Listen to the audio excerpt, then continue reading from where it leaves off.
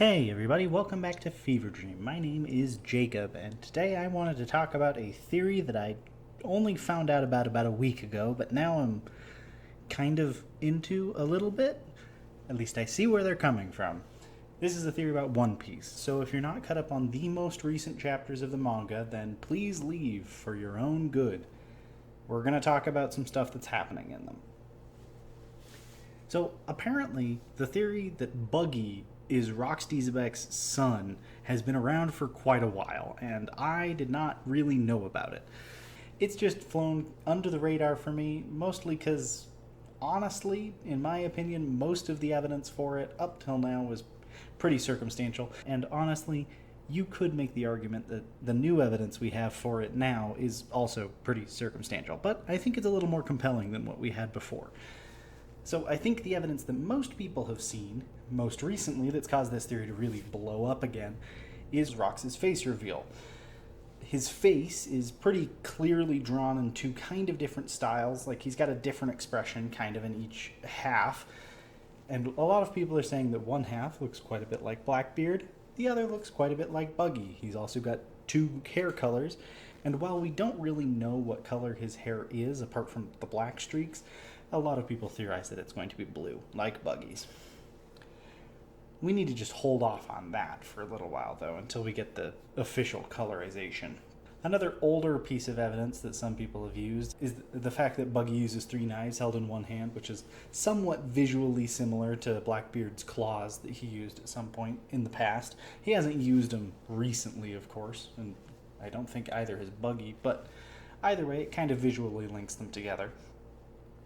I think some of the most compelling evidence that we had, until recent chapters, of course, for Buggy being Rox's son, is that Buggy's crew originally is basically just a reference to Xebec's crew.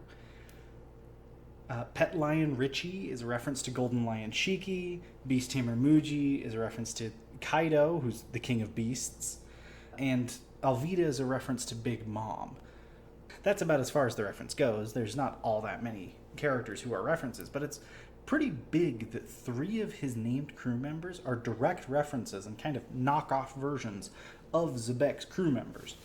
One of the most compelling and biggest pieces of evidence, for me personally though, is the wanted poster that was just revealed for Rox, and how it is almost exactly a mirrored version of Buggy's wanted poster.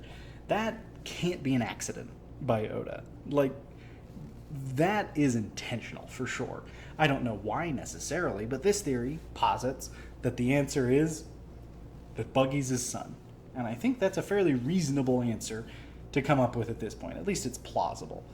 Now, another thing that links Rox and Buggy thematically is that he's also forming a giant crew of incredibly powerful pirates, consolidating them under his command, much like Rox did before him. Though, obviously, Buggy is doing it through sheer force of charisma rather than through Davy back fights like Rox did. All of Buggy's underlings are there consensually, right? Even if they may be a little bit abusive towards him. There are 4 Yonko currently: Luffy, Shanks, Blackbeard, and Buggy. Of those 4, Shanks is Roger's adopted son, and Luffy inherited Roger's will. Blackbeard is clearly following in Rox's footsteps in trying to become king of the world or whatever. Buggy, however, despite also having been basically raised by Roger, hasn't really engaged himself with that legacy all that much. Instead, he doesn't seem to have much of a place in that dynamic. And honestly, I think that adding into the lore that Buggy is Rox's son that was raised by Roger would add a very interesting part of that dynamic. Kind of a two sides of a coin. 2 emperors who are being influenced by Roger's will, and 2 emperors who are being influenced by Xebec's. I think that would be pretty interesting going forwards. Not that it has to happen, but I think it's pretty solid. Honestly, I don't believe wholeheartedly in this theory necessarily, but I think it's pretty plausible with everything laid out as it is now. Honestly, even if it's not true, Oda's really trolling us with that wanted poster. There is something going on there. There's clear parallels being drawn between them. In any case, let me know what you think down below. Is there any pieces of evidence that I missed, or anything that could possibly refute this directly? I'd be really interested to know if I've missed anything here. With that being said though, thank you so much for taking some time out of your day to watch the video. Drop a comment and a like down below while you're there. Subscribe and maybe hit the bell so that you're notified of my next video. And I will see you back in 2 weeks with my next one. Bye!